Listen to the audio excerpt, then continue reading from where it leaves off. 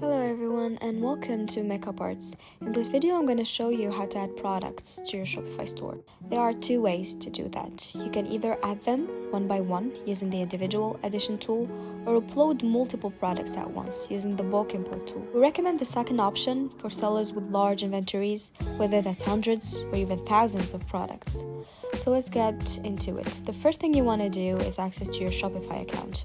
I'm using here a demo account that already has MecaParts installed. I'm going to click on it in the apps section, and then to add a single product I'm going to click on that top right button, add a product.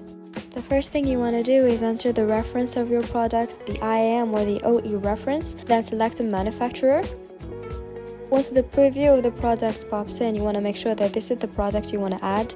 You set up a price for it and the quantity available in stock, and click on the add button. The process is going to take a few seconds, and here's your product. This is what it looks like.